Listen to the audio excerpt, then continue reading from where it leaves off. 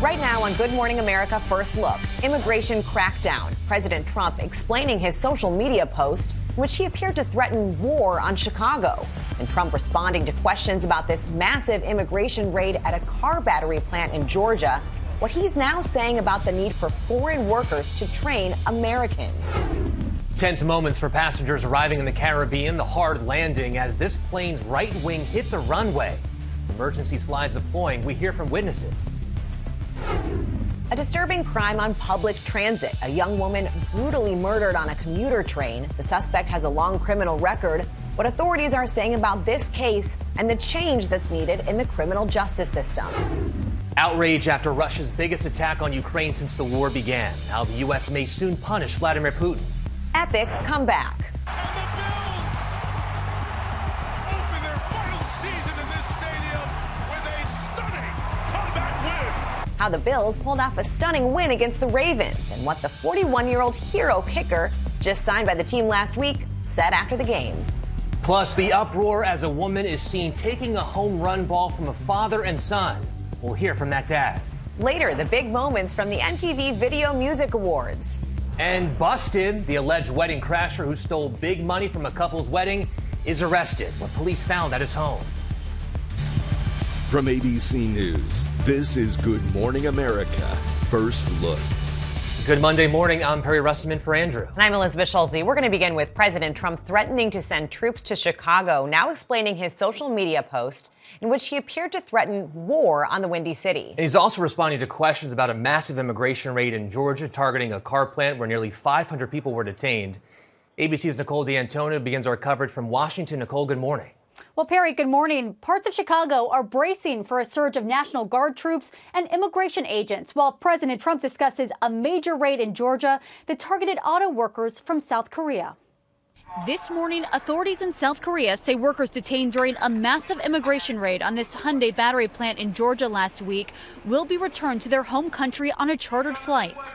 Federal agents arrested nearly 500 people Thursday, most of them South Korean nationals. ICE was doing right because they were here illegally. President Trump last night called on foreign companies like Hyundai to respect U.S. immigration law, while saying he welcomes foreign workers who come here legally to train American workers. If you don't have people in this country right now that know about batteries, maybe we should help them along and let some people come in and train our people to do, complex things. Border Czar Tom Homan was asked if more raids like this one at Hyundai are expected soon. The short answer is yes.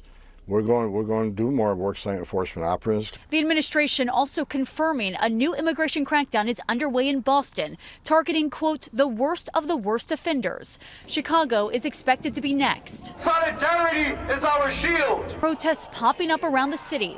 The president drawing outrage after sharing this image with a twist on a quote from the movie Apocalypse Now, saying, quote, I love the smell of deportations in the morning, with the added line, quote, Chicago about to find out why it's called the Department of War. Illinois Governor J.B. Pritzker writing, quote, the President of the United States is threatening to go to war with an American city. This is not a joke. This is not normal. Trump saying it's all about addressing crime. We're not going to war. We're going to clean up our cities. We're going to clean them up so they don't kill 5 people every weekend. That's not war. That's common sense. A new poll shows Americans oppose Trump's deployment of National Guard troops to Washington, D.C. and other cities, with Democrats and independents making up the majority of the opposition. But Trump says the plan is working. D.C. now is 100%, and I don't want to say 100, but it's pretty close to 100% healthy, happy, thriving. It's a crime-free zone. Trump has also floated sending troops to New Orleans. But Jackson, Mississippi, Birmingham, Alabama, St. Louis, and Memphis have the highest murder rates in the country, according to the FBI. And as for that poll we mentioned, it also shows Trump's approval rating has gone up slightly since hitting a low back in July. Perry. Nicole, thank you. President Trump says he still believes the war in Ukraine will be settled even after the largest Russian air attack of the war so far. Russia launching more than 800 drones and 13 missiles this weekend, killing at least 8 people. A government building in Kyiv was also damaged for the first time. Trump saying last night he is not happy and is ready to move forward with new sanctions against Russia. Tense moments as a passenger plane was landing in the Caribbean. Its landing gear reportedly collapsed, the right wing hitting the runway. Passengers quickly evacuated. Here's ABC's Alison Kosick. This morning, dramatic moments after a WestJet flight made a hard landing on the Caribbean island of St. Maarten. The Boeing 737-800 flying from Toronto with 164 people on board, appearing to bounce after landing, tipping to the right, then skidding down the runway, smoke trailing behind its landing gear. There was no fire, but emergency crews sprayed foam around the plane as a precaution after the rough landing. Passengers evacuating down emergency slides. Authorities say out of an abundance of caution, 3 people were taken for medical evaluation. When I land, I told my colleague, damn, what the hell just happened? It was a very heavy and rough landing. The airport is known worldwide for its dramatic low-altitude approaches over the beach that borders the runway. That's why I'll tell some of our guests, when pilots land in St. Maarten, it's a very challenging. It's not really of a heck of a long runway. So landing here is a bit of a challenge, you know? Hours after the landing, St. Maarten government officials say most passengers left the airport with vouchers for hotel, transportation, and food. The airport is set to reopen at noon today. Perry, Elizabeth? Alison, thanks. Northeast is cleaning up after severe storms this weekend from New Jersey to Massachusetts. A radar-confirmed tornado hitting Holden, Massachusetts, where people fled to their basements. Heavy winds knocking down trees, damaging homes. No injuries reported. Over on the West Coast, fire crews are reporting progress against several California wildfires. One that's burned more than 500 acres east of Los Angeles is about half contained, and the fires that destroyed about 100 buildings near Yosemite are now about 2/3 contained. Jury selection begins today in the case of a man charged with trying to assassinate then-candidate Donald Trump on his Florida golf course. Prosecutors say the Secret Service foiled the attack when they spotted Ryan Ruth's rifle sticking out of the bushes. Ruth has pleaded not guilty, and he plans to represent himself at the trial. Now to a disturbing crime on a commuter train in North Carolina. The murder of a young woman putting the spotlight on the judicial system and how we as a nation confront mental illness. Authorities in North Carolina have released surveillance video of the unprovoked murder of a woman on a Charlotte commuter train. There needs to be change. We are not showing the attack, but moments after this video was taken, 23-year-old Irina Zarutska took a seat in front of the man on the right in the red hoodie and began scrolling on her phone. After a few minutes, police say the man identified as 34-year-old DeCarlos Brown took out a pocket knife, stood up, and stabbed Zarutska several times. Passengers rushed to help her, but it was too late. Very alarming as a woman who rides solo. People have harassed other people. You can tell that they're probably not mentally well. Brown was arrested after stepping off the train and faces first-degree murder charges. He has more than a dozen convictions dating back to 2014. His own mother says this tragedy could have been prevented. She says after he served 5 years in prison for armed robbery, Brown began to behave strangely. She says she got an involuntary commitment order and he was placed under psychiatric monitoring, diagnosed with schizophrenia. But she says he got so aggressive, she had to kick him out of her house. Earlier this year, he called 911, making what police describe as paranoid claims. A judge ordered a competency evaluation, but he remained a free man. The case highlighting challenges in the judicial system when it comes to mental health. A retired judge saying resources are spread too thin. As for Zarutska, her family says she was a talented young artist who had come to the U.S. to flee the war in her home country of Ukraine. And Charlotte's mayor is pushing for more investment in mental health resources. Officials say one major issue is that standards for involuntary commitment are complex and can take years to navigate. Time now for a look at your Monday weather. Good morning. It's going to feel more fall-like with well below normal temperatures across the eastern half of the nation. And in fact, parts of the upper Midwest, Great Lakes, and Pennsylvania can expect the first frost of the season this morning. Scattered thunderstorms across Florida, parts of the Gulf, upper Midwest, and Great Lakes. And then an eye on the tropics. Hurricane Kiko is forecasted to pass north of the Hawaiian Islands this week, generating swells reaching the Big Island and Maui, which could bring potentially life-threatening surf and rip currents. That's your forecast. I'm ABC News meteorologist Brianna Ruffalo. Coming up, a wedding crasher accused of stealing $70,000 from the bride and groom is taken into custody. But first, a shocking discovery inside the crawl space beneath an apartment building. And later, an epic Sunday night football comeback. Don't want to miss it. Back now with Israel expanding its offensive in Gaza City, demolishing another high-rise, the third since Friday. Israel claiming Hamas was using that building for intelligence gathering.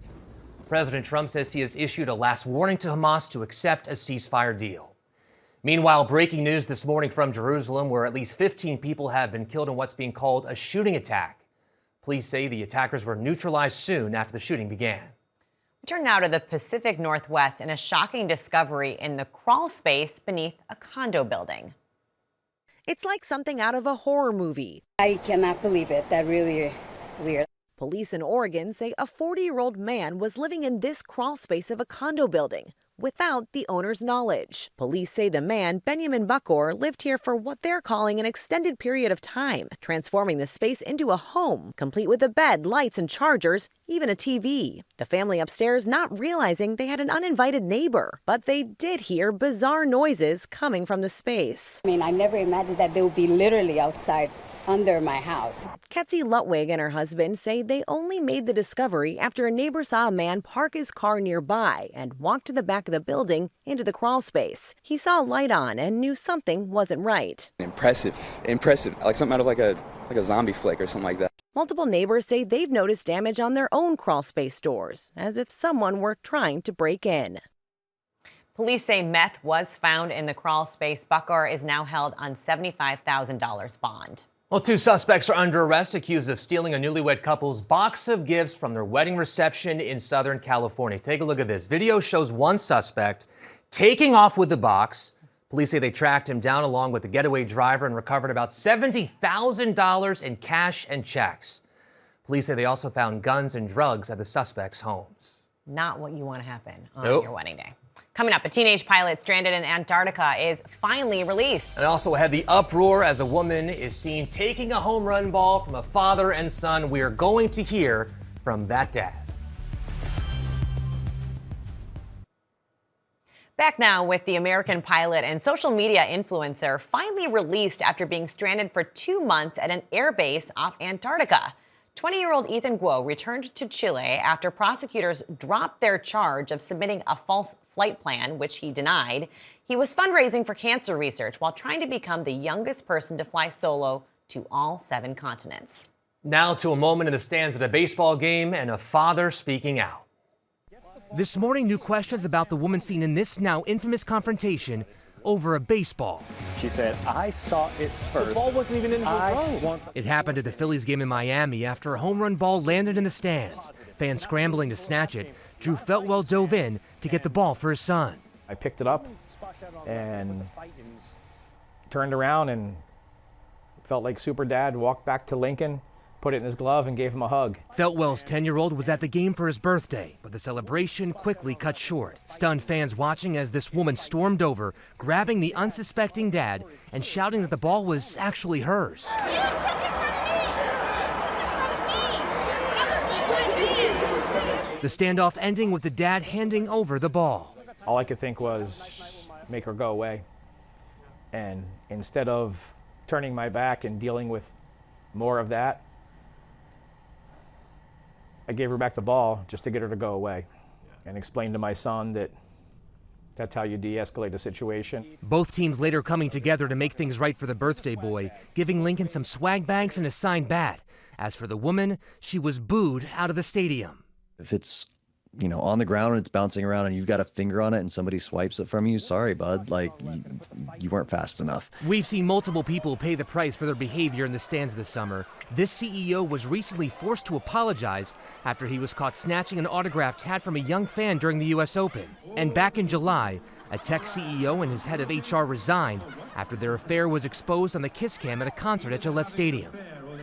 As for what happened at the Phillies game, the woman involved has not come forward. Later on Good Morning America, what 10-year-old Lincoln is saying about what happened. It was a Sunday night thriller in the NFL. The Ravens had a 15-point lead in the fourth quarter, but Josh Allen and the Bills managed to score 16 points in the final 4 minutes. Matt Prater hitting the game-winning 32-yard field goal as time expired.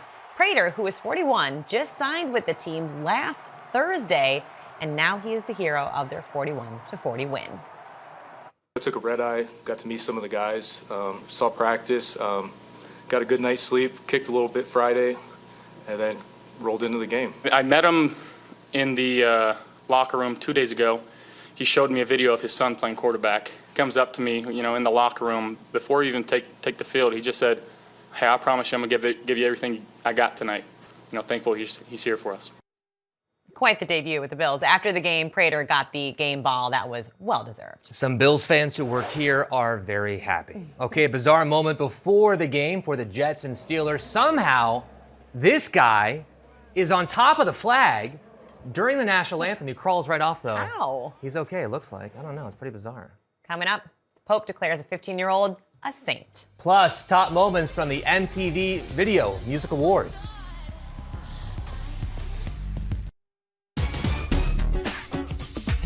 It's time to check the pulse. It's all about the MTV VMAs. This was a big night for Ariana Grande, Lady Gaga, and Mariah Carey.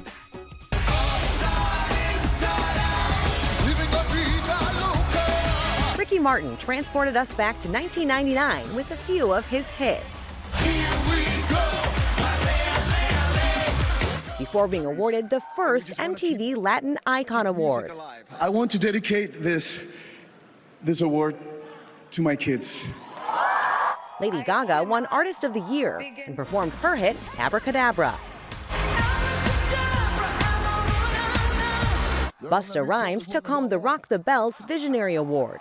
Ariana Grande won Best Pop and Video of the Year, and Sabrina Carpenter brought the audience to tears.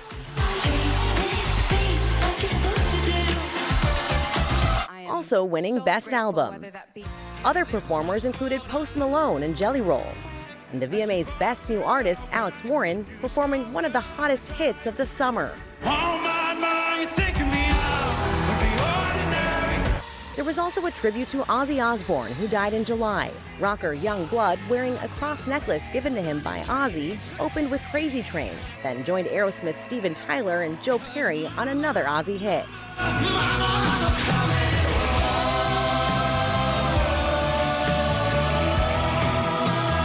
But it was the legend herself, Mariah Carey, who got the crowd moving. With a medley of her hits spanning decades, before accepting the MTV Video Vanguard Award. I can't believe I'm getting my first VMA tonight. I just have one question. What in the Sam Hill were you waiting for? Also last night, Sabrina Carpenter dropping jaws on the red carpet. Some old Hollywood glamour in this Versace gown with a lilac boa back on stage. She is singing in the rain, taking us back to 2001 for Britney Spears.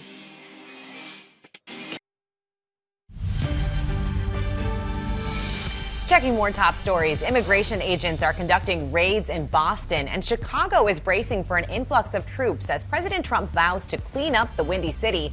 But Trump is downplaying his social media post that appeared to be a threat to declare war on Chicago. Pope Leo has named the Catholic Church's first millennial saint. Carlo Acutis was born in 1991 and was known as God's influencer after using his computer skills to attract young people to the church and document miracles. He was 15 when he died from leukemia. The number of older Americans dying from falls has more than tripled in the past 30 years. Some researchers claim a greater reliance on prescription drugs may be to blame. Doctors point to medication side effects that make you dizzy or drowsy. They say a sharp increase in fall-related deaths did not occur in Europe or Japan. Today's weather: rain from the Carolina coast to Florida and for parts of the Midwest and plains, more wildfire smoke in the Northwest and the Rockies. And finally, one NFL player's comeback story that almost wasn't. All because of Bluey. Danny New explains. Snagging that out of the air is Hunter Renfrow. For the first time in nearly 2 years, Carolina Panthers receiver Hunter Renfrow saw NFL action on Sunday. This guy went from the Pro Bowl after initially missing the phone call for his big comeback. How could that happen? Well, I think he has an excuse many parents can relate to. Did you have a little talk with your daughters for like next time daddy gets a phone call during Bluey? Yeah, no, I mean, they were locked in. Whoa, look at this shell. This was only about a week and a half ago when the former Pro Bowler gave his phone to his 2 young daughters to play with in his truck while he attached a trailer. Hello. And when he returned, Renfrow found 10 missed calls on his phone from the Panthers general manager and his agent. Maybe next time I'll say, if someone calls me just let me know. But as I alluded to earlier, Renfroe had been waiting quite a while to make his return to the gridiron, largely because of a health battle. Carr fires downfield, hauled in. After 5 seasons with the Raiders, he missed last year's while fighting an autoimmune disease called ulcerative colitis. I would get fevers, had to go to the ER a few times, and just really did not feel good. The South Carolina native spent the past year undergoing infusion treatments, and when he finally felt well enough to sign with his hometown Panthers, he got cut just before the season. However, that is when a trade happened, and suddenly the team general manager started calling him during that now infamous Bluey screening. He was like, did you see we traded Adam? I was like, no, I actually didn't. I was, I'm sorry my daughters were swiping up when you were calling. Clearly the team was understanding about it all, and now after months of recovery and admittedly watching a lot of Bluey with his daughters, Renfroe is back again playing on Sundays.